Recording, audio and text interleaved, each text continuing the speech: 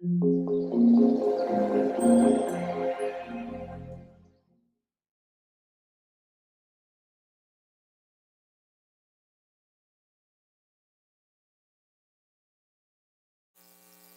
tonight, the art of thinking. I've told a few of you, I've had trouble with this one. I haven't quite figured out why. Usually I'm eager to talk about zombies or whatever, but this has been really hard to pull together, and I thought about it, and I think there are two reasons.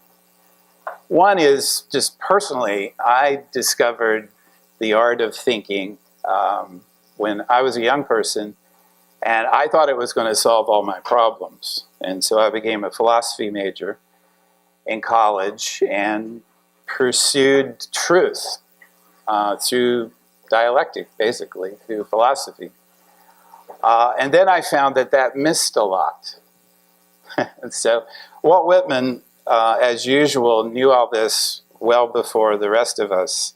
And so I don't know if you know this little poem by his, but I like it very much. When I heard the learned astronomer. When I heard the learned astronomer, when the proofs, the figures were ranged in columns before me, when I was shown the charts and diagrams to add, divide, and measure them, when I, sitting, heard the astronomer where he lectured with much applause in the lecture room, how soon unaccountable I became, tired and sick, till rising and gliding out I wandered off by myself into the mystical moist night air, and from time to time looked up in perfect silence at the stars. If you've ever pursued the philosophical path, you've probably encountered what Whitman encountered, that is the sterility, the abstract nature of philosophy as it's known today in the disciplines. It is not without benefit, please don't get me wrong, but it doesn't get you to the experiential. It doesn't get you to wisdom, typically, which is what it was designed to do, which is what we're designed to do as an institution. So for me, I went down that path, and then I came here and said, you know, Whitman has another line from Song of the Open Road where he says, I believe that philosophies may be proved well in the classroom, but out on the open road, they bear nothing, you know. So that resonates with me. But I realize also the other part of this issue for me is that how do you talk about thinking in 2017 where we can't even start with facts? I'm serious. I mean, it's kind of funny in a sad way. But I'm serious, where do you begin with the art of thinking when there's no beginning? I don't know. Maybe we can figure it out tonight. So let me just do what I do and hope you will bear with me. And then, of course, we'll open it up and figure things out on our own as we do here. When I think of thinking, I think, and I'm weird in this way, I think of the technologies of thought.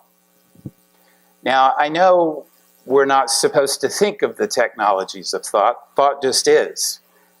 Descartes, cogito ergo sum, right? I think, therefore I am. But we've come a long way since 1630, or whenever he wrote the Meditations. From the isolated cogito to much more, or maybe much less, I don't know, we'll see. But you've heard me talk about this before. The importance of our communications technologies and how they shape the way we think. All right, so you've heard me talk about oral cultures, speaking. When all you do is speak, when there is no writing, it changes the way you think. When you write, that changes the way you think. When print, movable type, becomes available, that changes the way we think. And when electronic media become available, that changes the way we think. So we use our tools and our tools use us. Am I going to Marshall McLuhan? Yep, I am, eventually. Hang on. Speaking. All right, so speaking is, you can capture it by calling it mythos.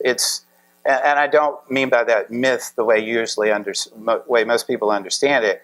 I mean the deep, rich, embodied character of storytelling in an oral culture, because there's nothing else. There is no other medium of communication in an oral culture than orality. There is only speaking. And that means that the container for information is story. It's a great container. It holds information very well, and you can pass it along, right? So don't let anyone tell you there's not thinking in an oral culture. There is. It's just a very different kind of thinking. It's based in storytelling and orality, and we can call it mythos. For example, when I speak now, if I say the word evanescent, by the time that you hear the syllable sent, the first syllable eva is gone. It's gone. So orality, speaking, is based in time. It's not just based in time. It lives, breathes, and dies in time. And so words spoken are like breath. They appear and they disappear. What does that mean for thinking? What does that mean when that is the only method of communication you have, is the speaking, and the speaking is evanescent? It appears and it disappears. Well, it means a lot of things, actually. First of all, it means that words are events. To say something is to do something. And God said, "Let there be light," and there was light. And God called the light day, and the darkness He called night. Naming, speaking, is creating, right? Because words are events. Philosophers and linguists would later come along and call these speech acts. And we still use speech acts, where to speak something is to do the thing. I now pronounce you husband and wife. I hereby declare you innocent. We don't hear that much anymore. Anyway, words are events. Now, stop a moment and try to imagine this life made only of words, made only of breath. Well, your first reaction is going to be, uh-oh, where do I know what I need to know? Right, you can't reach for a device, you can't reach for a book, you can't reach for anything because it's not physical. Or it's not physical in terms of an object, it's physical in terms of sound. Well, if it's physical in terms of sound, that means we have to be together.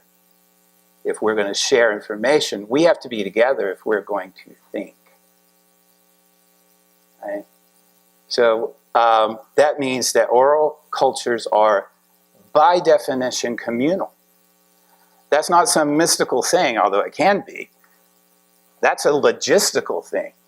If you're going to communicate with me in an oral culture, we have to be within speaking distance. We have to be together. Sure, we can do some elaborate something, but that's a very poor substitute for sitting around a campfire or sitting in a tent or whatever, but being together. It is communal. The other thing is, if I'm in an oral culture, I've got to remember, because what is lost to the memory is lost forever. Again, you get this in the Hebrew Bible. Teach these things to your children. Pass them down. Say it over and over, says the book of Deuteronomy to the ancient Hebrews, and they did, with remarkable efficiency. Over a millennium, remarkable efficiency. They told the stories, right? And the story is a great container for information, and information is needed for thinking, right? There are a whole lot of other qualities here to an oral culture that I can come back to, but I just want to mention these last two.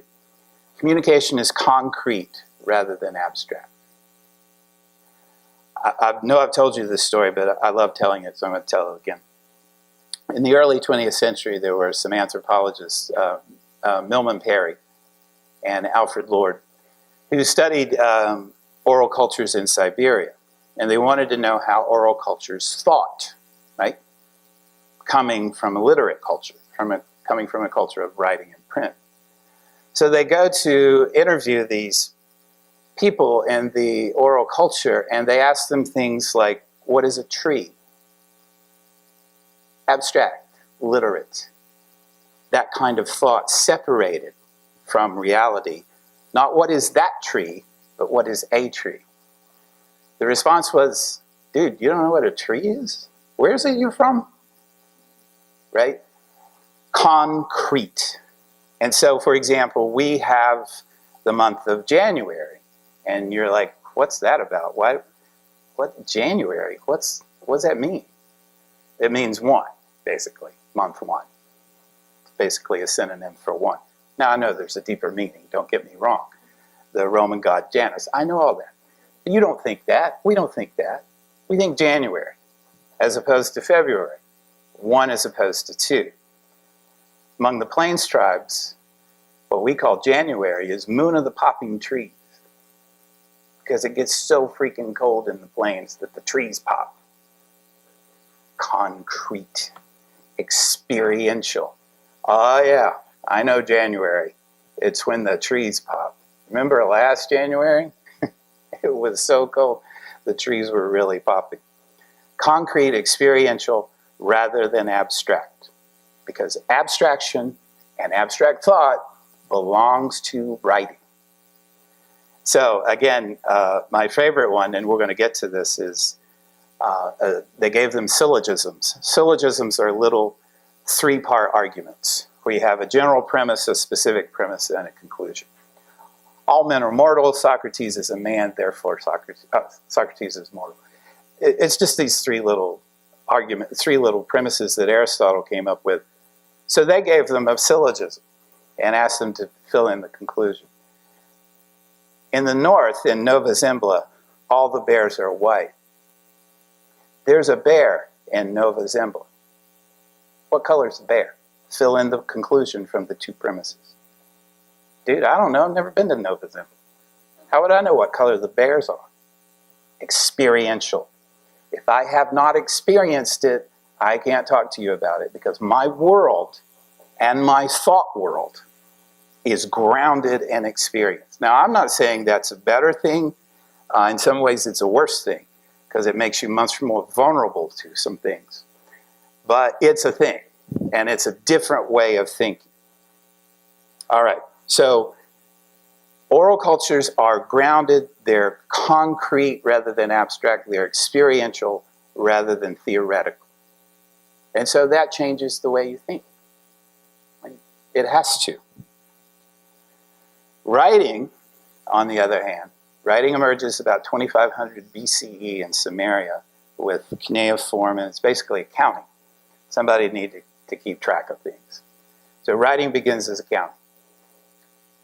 But where it really begins is with Plato and the supersession of logos over mythos. Logos is rationality.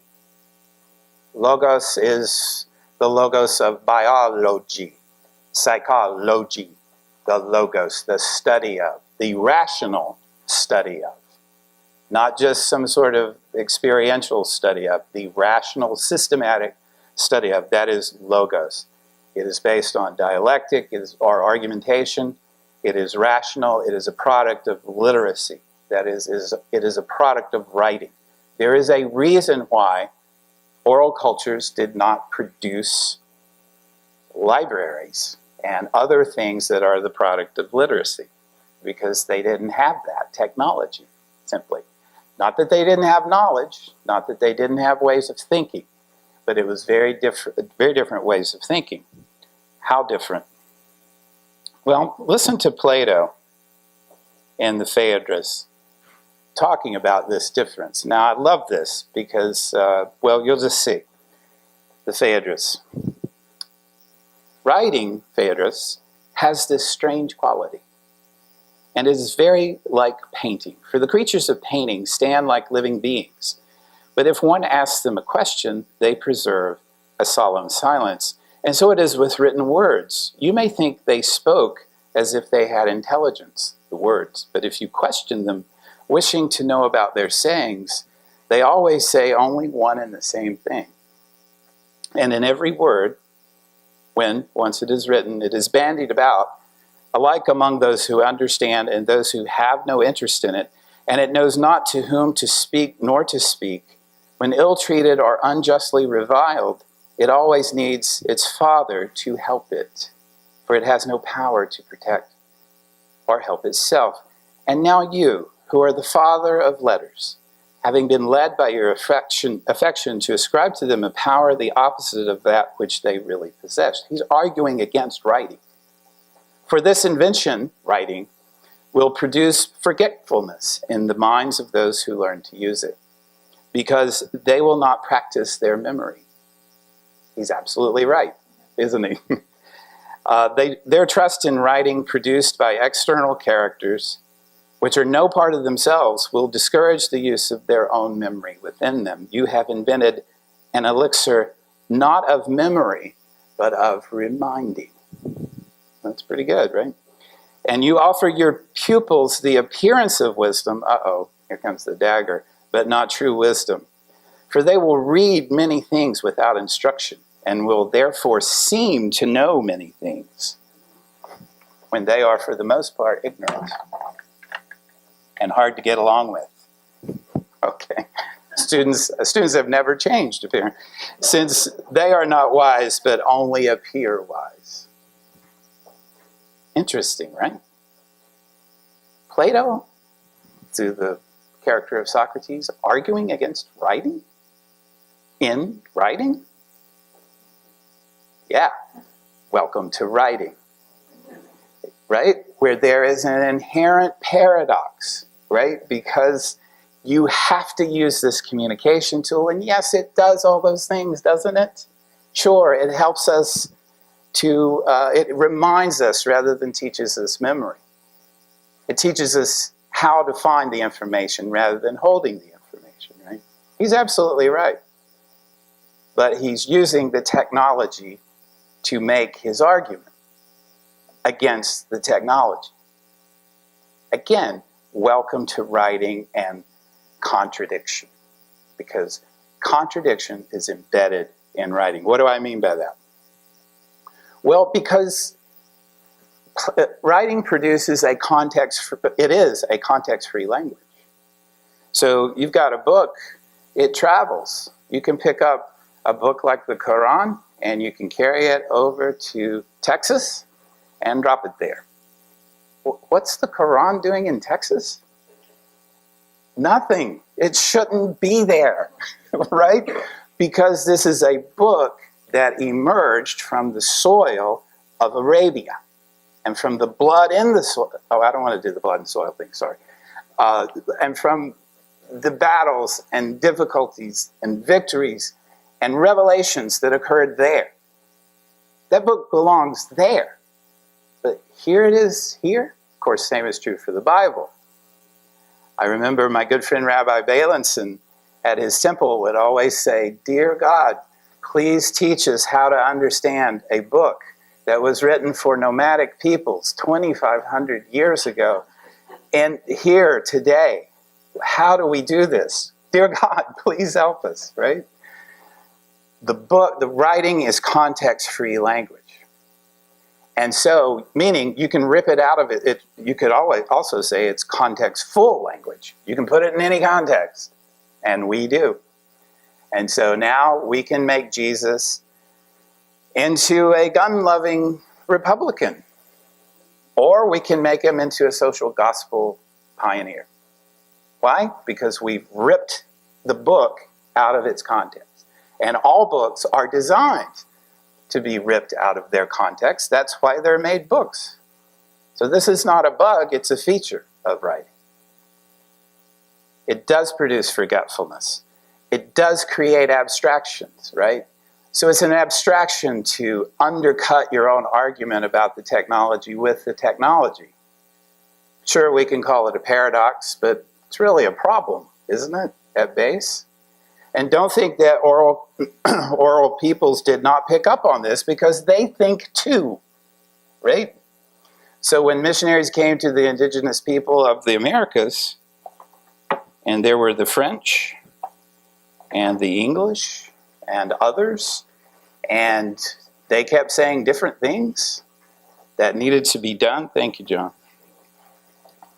Oh, you need to do this, you need to believe in this, you need to do this ritual, you need to do that ritual.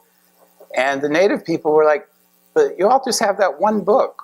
Why are we getting so many things we have to do? Have you not read the book? They actually said this. Because writing creates contradiction by its very nature, because it is ripped out of its context and appears to be, well, dead. It is dead. Writing is dead. Writing has been associated with death from the beginning. There's the Caravaggio, right? St. Jerome writing with the skull. Writing is death. Why? Because what is death?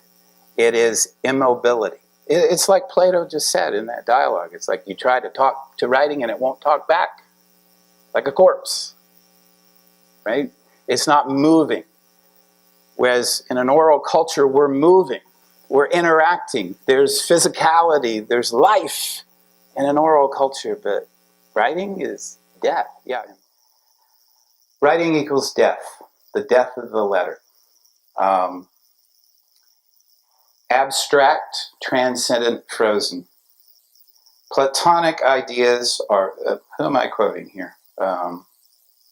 Walter Ong, I think. Platonic ideas are voiceless, immobile, devoid of all warmth, not interactive, but isolated, not part of the human life world at all, but utterly above and beyond it. And again, this is true, and there are benefits and disadvantages to this, to be sure. I'm not arguing that we should become illiterate, right? Plato, of course, was not at all fully aware of the unconscious forces at work in his psyche. Well said. He was not aware of the unconscious forces at work in his psyche to produce this reaction, or perhaps overreaction, of the literate person to lingering, retardant orality. Now, Plato has an agenda. He has maybe the biggest agenda in the history of the world. He attempts to overturn mythos for logos. He attempts to stop the storytelling. And no, don't get me wrong, he admires Homer like it was required in ancient Greece, and for good reason. Homer's great, he's one of the great poets, but he says we can't keep telling stories, we have to find out what's true. And to do that, you're never going to get there with telling stories, because there's so many stories, there's too many stories. We need just one story, he said. And to get to that one story, we'll talk about how in a minute.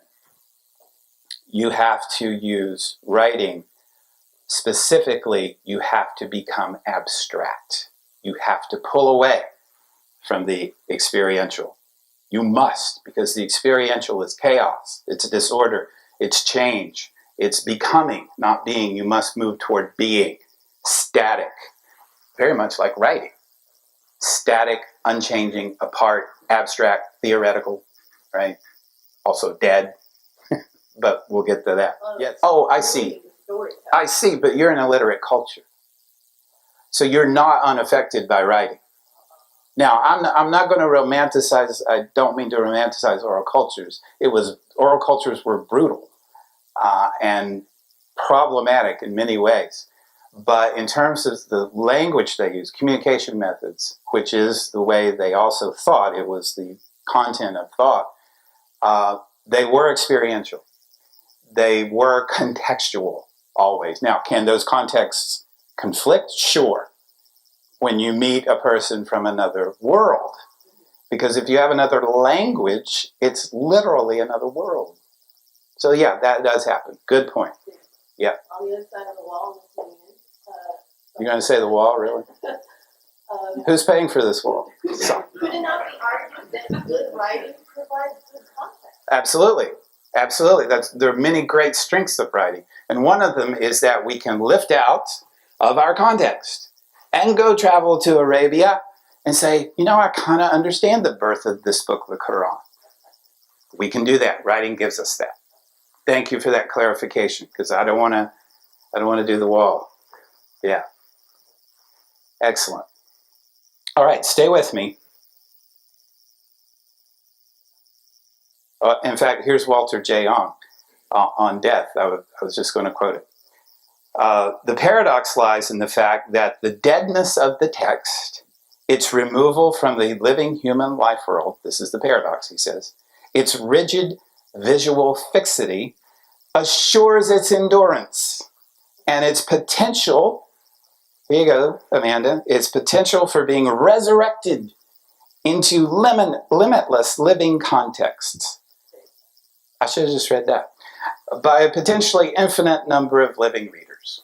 All right, so absolutely, writing is magic. And it was treated as magic by the first people who ever saw it. And it is magic. Let's make no mistake. Writing is magic. Because I can write something down and I can put it on a piece of paper and I can hand it to Frank and Frank can understand and do whatever it says. And that's magic, I'm sorry. No, that's not about Frank. That is truly magic. That a piece of paper with some marks on it can make Frank get off his chair. This is going entirely the wrong way. That's right. And in fact, listen to this. This is Jack Goody who writes on it. Writing is often regarded at first as an instrument of secret and magic power. Traces of this early attitude toward writing can still show etymologically. In Middle English, grammary or grammar, referring to book learning, came to mean occult or magical lore. And through one Scottish dialectical form has emerged in our present English vocabulary as glamour, Glamor, spellcasting power. Writing is magic. There's so much more to say. All right, I got to keep going. Now, we are in what Walter Ong, I keep referring to him, his book is called Orality and Literacy, 1981, I think. We are in what he calls secondary orality, because with the advent of electronic media, like for him it was television, we know how much more it can be. We are in this confluence of the oral. You never leave the oral, you never leave speaking. In fact, it kind of reemerges with things like Echo and that new Google thing, whatever it is, and Siri and other things. Oral, writing, although, do you write anymore? I had to write something today, and I was like, God, what is that? It looked horrible, like I was in second grade again. Print and visual, all right? So we are in now this unique confluence, and he actually, he was the foundation of Marshall McLuhan's unique observations in understanding media and the Gutenberg galaxy. That's McLuhan on the right there, and he, more than the Gutenberg galaxy or understanding media, he's known for being an Annie Hall. So you don't understand, if you're a scholar, a teacher in higher education, to be in a movie, I mean, it just doesn't get any better than that. So you can write all the books you want, but if you're in a movie. So there he is. Listen to this. And again, we're getting to the art of thinking, or we're actually talking about the art of thinking. Marshall McLuhan and the Gutenberg galaxy. Gutenberg was the inventor of the printing press? Yeah. Movable type. The price we pay for our special technological tools, whether the wheel or the alphabet or radio, is that these massive extensions of sense constitute closed systems. All right, now this is a pretty interesting thesis, that the wheel is an extension of your feet, right? That binoculars are an extension of your eye. Right? So every technology, most every technology, he says, is an extension of the human senses. So, a hearing aid or a microphone even is an extension of your voice. A hearing aid is an extension of your ear. You get, but he says, what happens when we extend our consciousness? What happens when we extend basically our nervous system? Strange and wonderful things. Our private senses are not closed systems.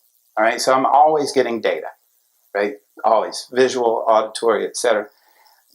But are endlessly translated into one another in that experience we call consciousness. It is multivalent, not multivalent, it is multi-input, right? 6 senses, maybe even more, always coming in. I'm always trying to interpret them, and I am interpreting them, and I am moving through the world. Okay.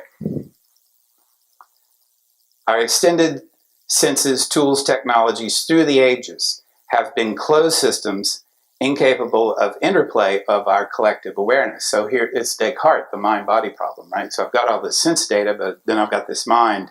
What's the connection? Our extended faculties and senses now with secondary orality, with the medium as the message, now constitute a single field of experience, which demands that they become collectively conscious. Uh-oh. Our extended faculties and senses, right, now constitute a single field of experience which demands that they, all these senses, become collectively conscious. Our technologies, like our private senses, now demand an interplay and ratio. He says this is the big difference, is that in oral cultures, I'm communicating with orality, but it's multi-inputs. But with secondary orality, with the electronic medium, I get hypnotized by the visual. In fact, he says this, I should just read him, sorry.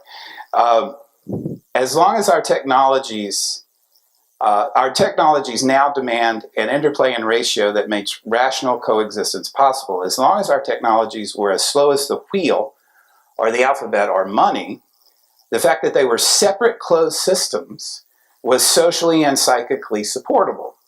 All right, so that's a thing, that's this technology, that's a train. Never been on a train, but okay, that's a train, cool. Doesn't affect me. And even if I'm on a train, all right, so it's a train. All right, I move faster. It's separate from our consciousness. This is not true now, he says, when sight and sound and movement are simultaneous and global in extent. He's writing before the advent of the internet.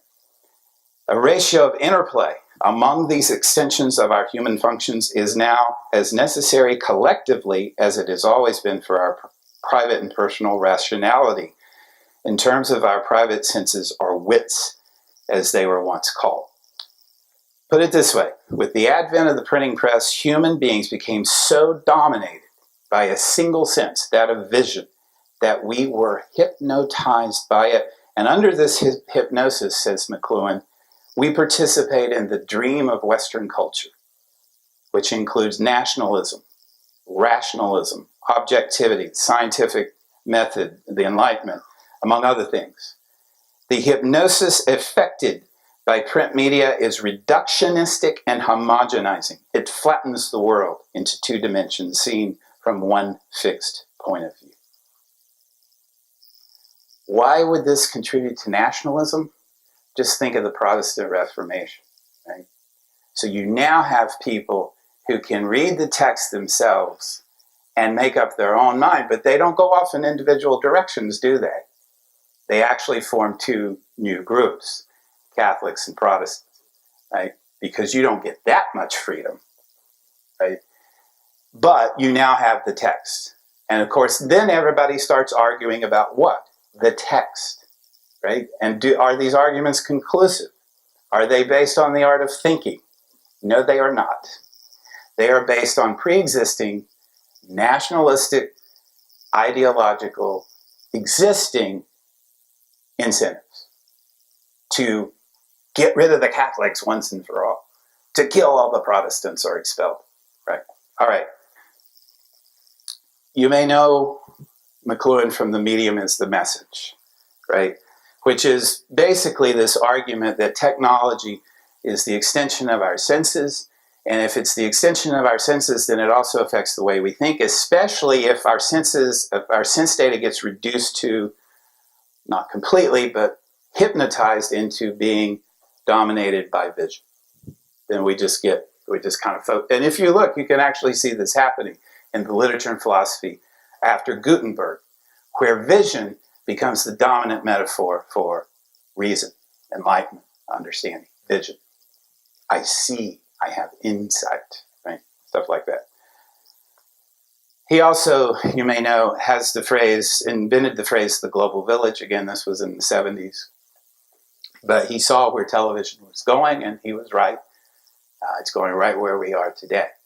Now, he says the global village is tribal. I hate that term, so I put it in quotation marks. But I know what he means. He means barbaric. He means localized. He means unenlightened. I put it in quotations because the tribal people I know are not those things. And I hate the use of this term because it means Western tribal, I think. I don't want to get into that. What he means is primitive. That's what he means. Are we primitive here in our global village?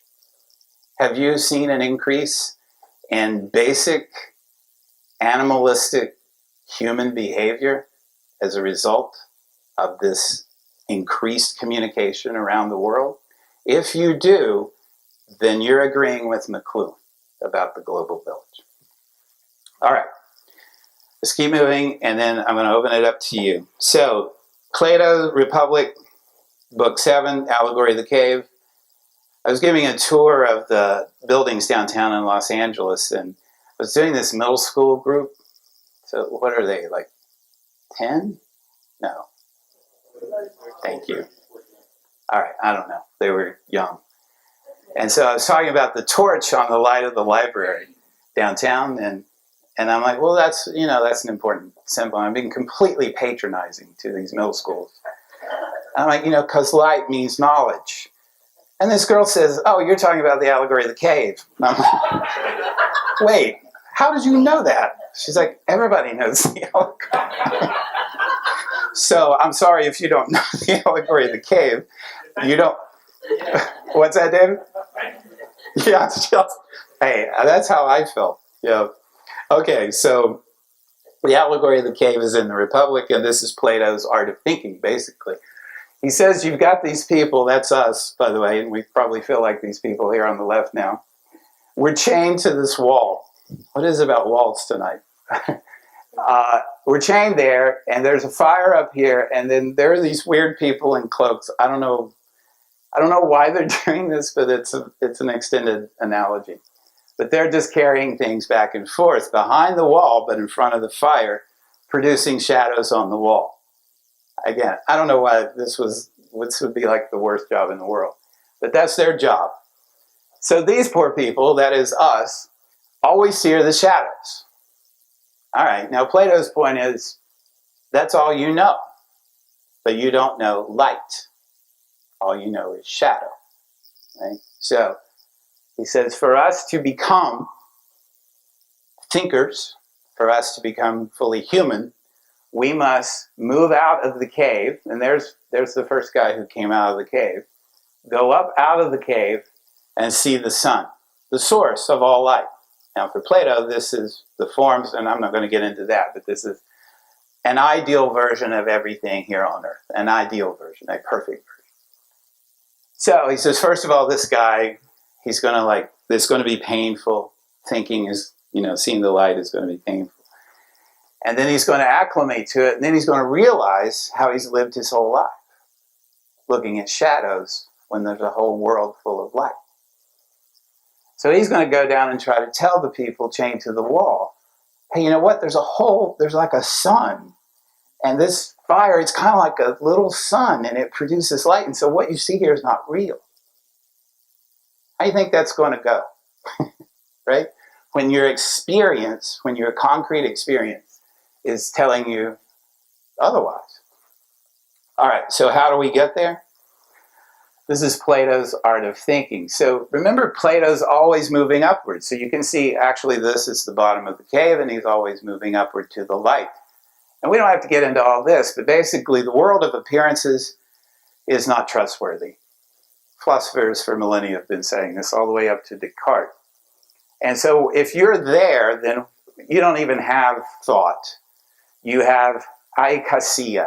You just have these images, right? Or maybe you have pistes, a belief. Well, that's not good enough. Belief is not good enough. You must justify your belief. This is the great Platonic phrase, justified true belief. So you must begin thinking, dianoia, to achieve knowledge, episteme, but that's not enough. You need intelligence, noesis. You need to contemplate the forms, the ideal versions of the things in the world and of the world, of which there are mainly three. They all kind of reduce to three: the good, the true, and the beautiful. So you must reach to the true. And you see the objects of each of those modes of thinking. The good, the form, the good, right? For knowledge, it's the forms themselves. For thinking, it is like mathematical. So thinking's like tautologies, self-proving arguments, like some mathematical equations. Belief is just like, okay, I see that, I believe it, right? So you must move up out of the cave. Aristotle, his student, famous for saying Plato is dear, but truth is dearer still, goes from the other direction. He says no universals like the forms, but in things. And so he says there's three kinds of thinking. There's practical thinking, where you make judgments about things. So that's like praxis, like, okay, I'm going to turn right here, or I'm not going to take this money, I'm going to return it, whatever.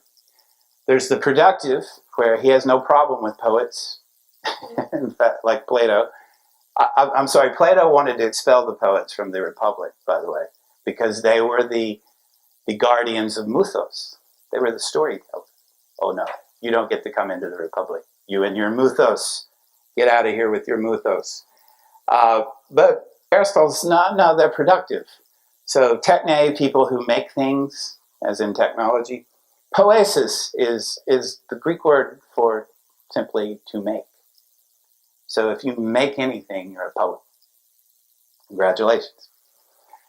And then the theoretical. And so Aristotle has the logic, which I would not inflict on you, because it's basically math. Let P equal P1 minus Q. You ever seen that? It's basically math. And the syllogism, the three-part argument. General premise, specific premise, conclusion. If the two premises are true, that all men are mortal and Socrates is a man, then the conclusion must be true. That's the art of thinking for Aristotle. So basically what we're introduced to in Plato, now this is just putting it into categories, is Plato's being deductive. He's moving from general to specific. General principles, specific instances. And if you think about this, you do this all the time. You do both. You have these general principles in mind, and you deduce that this specific instance is an instance of that general principle. All drivers in LA are jerks. See that guy who just did that? Therefore, I've proved my general principle with a specific instance. Not a good proof, but you see the point. This is how we think, right? We don't think well, which is my larger point. And then specific instances to general principles is Aristotle's method. It is also the scientific method. Right? This is really the way to think, not philosophy, actually, which is deductive, which starts with general principles. Think Kant, think Descartes, cogito ergo sum, I think therefore I am. But inductive reasoning, where you test hypotheses through specific instances. Science is the best technology of thinking we have. As the Dalai Lama says, if science proves it false, it's false. Now, how do we mess up on this? Oh, the ways are so many that we mess up in the art of thinking, and I could go on and on with this, but I'm not. Let me just talk about a few. logical fallacies.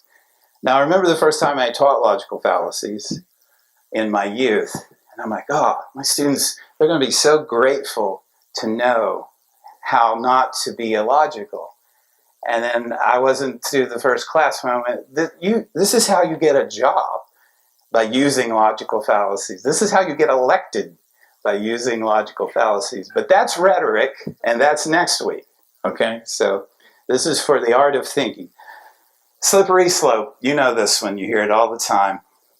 If we ban certain modifications to semi-automatic weapons, eventually the government will ban all weapons, so we should not ban those modifications.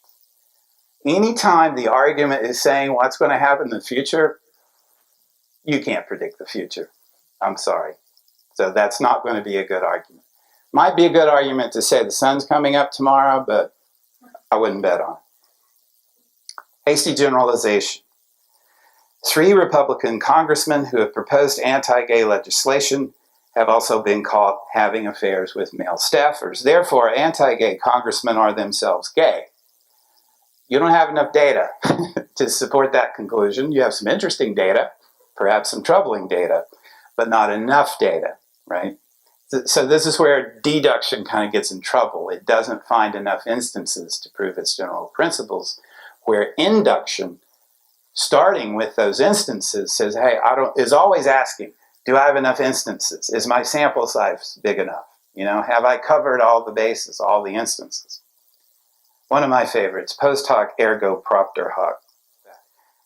Hurricane Irma occurred because the nation has turned away from God. Okay, well, the problem with that argument, as you see, is that there's no connection between the two things. And in fact, making an argument, thinking, is really, at base, making connections. This because of that. This, therefore that. And we all do it. Thinking's not limited to college-educated people or educated people. Children do it. 4-year-olds do it. Right? Well, I did this because she told me to. That's an argument. Might be a very good argument. Connecting this to that. Right? So, but you got to be very careful. You can't say a hurricane was caused by a religious thing. I mean, you can say it, but that's rhetoric, and that's next week. Genetic fallacy. This legislation is evil because it was proposed by the Democrats. Okay, I don't need to go over this with you all, right? You know the problems with thinking here is that you cannot commit a genetic fallacy. You judge the argument, not the person. You judge the argument, not the party. Begging the question. This drives me crazy because now it's become a phrase where it just means to ask the question. And so as a person who studied and slogged through philosophy, I want you to use it correctly, damn it. I want you to use begging the question, which means that the conclusion you're looking for is stated in your claim. The conclusion you're looking for is stated in your claim, and that's cheating. You can't do that. The universe has a beginning. Everything that has a beginning has a cause. Therefore, the universe has a cause called God. Wait, what? Right? Begging the question. You know the most famous begging the question is St. Thomas Anselm. Let me prove the existence of God to you in 10 seconds. God is that being than which no greater being can be conceived. Got it? God is that being than which no greater being can be conceived. The greatest being you can think of is God, right? Premise, general premise, specific premise. It is greater to exist than not to exist. Conclusion, therefore God exists. Set your affairs in order. There you go, God exists.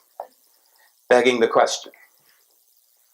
All right, I'm not going to go over these in detail. I think you know them. I think you live them. If you're on Twitter or Facebook, you swim in these and breathe these every day. Circular arguments, either or, there are only 2 options. Ad hominem seems to be the most popular in 2017. You suck. Therefore, your point is wrong.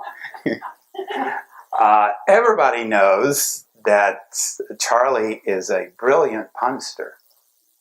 Well, that's not enough to make that true. Sorry, Charlie. You love it when I pick on you. Red herring, oh, look over there, basically. Squirrel. Straw man. False equivalency, right? This is another very popular one, right? So, yes, Trump is X, but emails. Right? You with me on that one? I said X. I want that on the record. I didn't say anything. Here's another thing that just kills us. It's like the gods have determined that we will not think well. The Dunning-Kruger effect. Bertrand Russell. One of the painful things about our time is that those who feel certainty are stupid, and those with any imagination and understanding are filled with doubt and indecision. You should be filled with doubt and indecision. You should doubt. You should be skeptical. Otherwise, you're going to buy everything that comes at you. And my favorite, this isn't my first rodeo, says the guy at his second rodeo. Basically, you don't know what you don't know. And you can't know that you don't know it because you don't know. Let me let David Dunning, the creator of this concept, or describer, I guess, of this concept. For poor performers to recognize their ineptitude would require them to possess the very expertise they lack. To know how skilled or unskilled you are at using the rules of grammar, for instance, you must have a good working knowledge of those rules. An impossibility among the incompetent. Poor performers, and we are all poor performers at some things, fail to see the flaws in their thinking or the answers they lack. Anyone who's ever taught composition knows the Dunning-Kruger effect. Right? You can't know the laws of grammar because you don't know the laws of grammar. So yes, you can't. A subordinate introductory clause takes a comma. Why? I don't know, it just does. All right. Dunning says this. So you might think that people who don't know, who haven't mastered the art of thinking, would be cowed and shy. Just the opposite happens. What's curious, says Dunning, is that in many cases, incompetence does not leave people disoriented, perplexed, or cautious. Instead, the incompetent are often blessed with an inappropriate confidence, buoyed by something that feels to them like knowledge. Hey, I have a PhD and I participate in the Dunning-Kruger effect. In fact, it's sometimes worse when you have a PhD because you say, I have a PhD, so I must be right. And what does it do? It immediately blocks you from looking elsewhere, right? And that, people of the University of Philosophical Research, is spiritual retardation. You can't move forward if you're not looking outside. All right, I want to stop preaching. So for me, and I'm coming to an end here, for me, the art of thinking today is really, and again, I struggle with this myself. I have been so upset, well, frankly, just since the election, because I don't understand. And so I'm like, well, if I could just explain it to you, that these are facts, and that once you have facts, you can build things with facts. And these are called, this is reality, the real world. But then I think of Karl Rove during the Bush election, who laughed at those of us who live in the reality community, the reality-based community. He laughed at us, and I'm like, oh, we're playing different games, right? So when we use thinking, when we use our rationality, what are we using it for? What game are we in? Because this is a tool. Remember, this is technology. So what do you want to do with this technology? You want to complain? Yeah, some of us want to complain. Hillary Clinton is so stupid, she's such a liar. That's not about Hillary Clinton. That's about you, right? In fact, that's a spiritual lesson again. Do you want attention? I don't know how you feel, but it just creeps me out. And my relatives do this when they do this Facebook grieving. I just don't understand it, and I don't like it. But that's my problem, I guess. Do you want attention? You have avenues now to receive attention that no one in the history of the world has had. Do you want to complain? You've got technology now that no one in the history of this planet has ever imagined, much less had in your hand.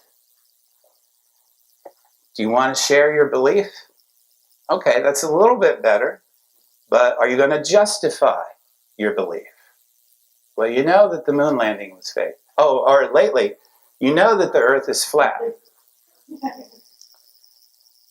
Are you going to, okay, you have that belief. Would you like to try to justify it in some way using some art of thinking? Plato, Aristotle, induction, deduction. Are you using satire? Okay, well, satire actually has a pretty interesting history and function. But that's really the realm of comedians. Do you really want to try to be a comedian? If you're not a comedian, right, Margot? Pam, is it for the uninitiated? Yeah, I know what you're thinking. You're thinking you're the uninitiated. You're not. Marketing. Oh my God, we could have spent the whole night on marketing. In the 1960s, the Mad Men era, I forget his name, but I should have looked up his name again, I'm sorry. But some guy read Freud and went, oh. Some guy on Madison Avenue read Freud. I love this group. Thank you. Bernay was Freud's nephew. Freud's nephew. Thank you. What did he do? Well, he started the rationale behind the entire nefarious rationale behind the entire marketing industry, Which was designed to bypass what? Rationality. Thank you.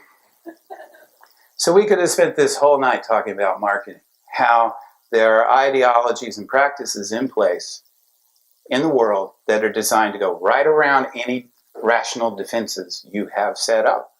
As hard as you've worked to be a good thinker, this guy said we need to tap into the id, right? Forget about the ego and the reality principle. Go straight to the id. And it works. It still works. Yes. Or are you thinking? Now, what does that mean? Are you trying to see something outside of yourself? Are you trying to deduce something about the world? Well, we actually teach this now, and we call it critical thinking. And I like it very much because it's more holistic than Plato or Aristotle. It understands your place in the world. It asks you to look at your own biases and assumptions. And it's more social. It says that as a critical thinker, you have to be aware of the people around you who are also thinking, right? Which is, I know, that's a novel idea, but we finally got there. So, the art of thinking, the basics, this is just me. Check your intention. What are you trying to do? Are you trying to hurt someone? Are you trying to complain about something?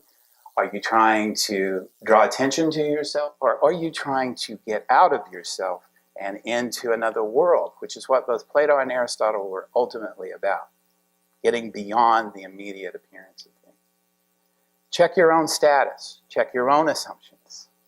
If you haven't done that, you haven't taken step one. Because remember, the idea is to step out from where you are. So you ought to look down and around at where you are. Oh my God, define your terms, right?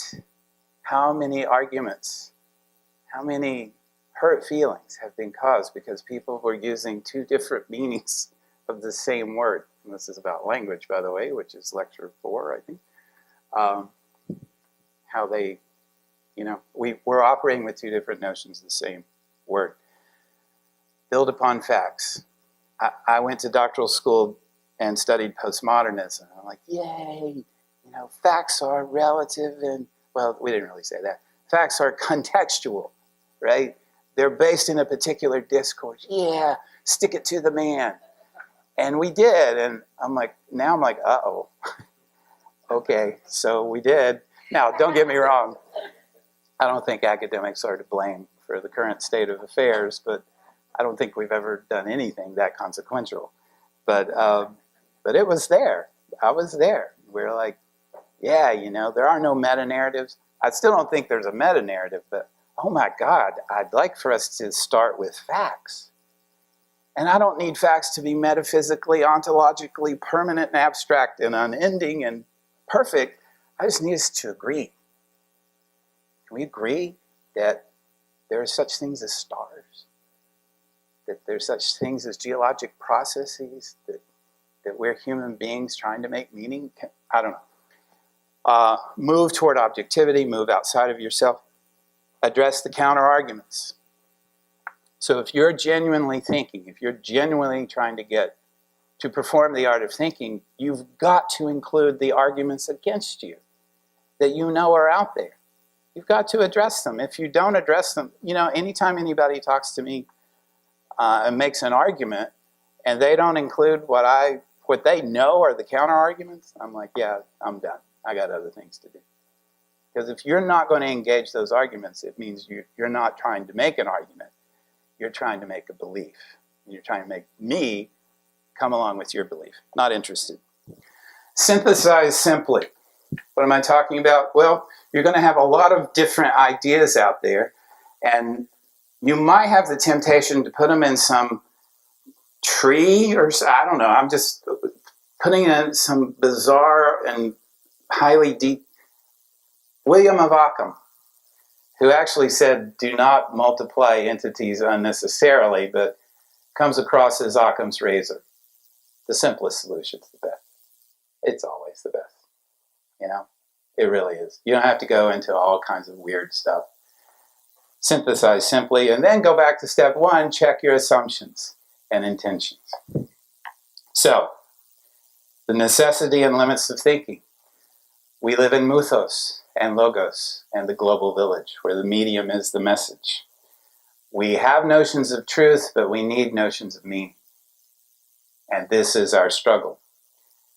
The best philosopher, for me, who ever figured this out, was a Russian in the early 20th century who was exiled to Siberia and put into prison by Stalin, and wrote much more than we have, but he had to write on a cigarette paper, so he ended up smoking some of the best philosophy in the world. It literally went up in smoke. His name was Mikhail Bakhtin. In his book, Art and Answerability, he says, as we gaze at each other, two different worlds are reflected in the pupils of our eyes. Now, people like that, and I like that because it's very kind of nice and romantic. But you should understand that Bakhtin he was in a Siberian prison, all right, smoking his manuscripts. He did not have room for nice feelings. He's trying to find out how we think and how we know. So this is an essay. It's called Author and Hero in Aesthetic Activity, but it's about cognition. It's about the art of thinking. And he says, and he's unique in this, in philosophy, that to know, to think, I need the other.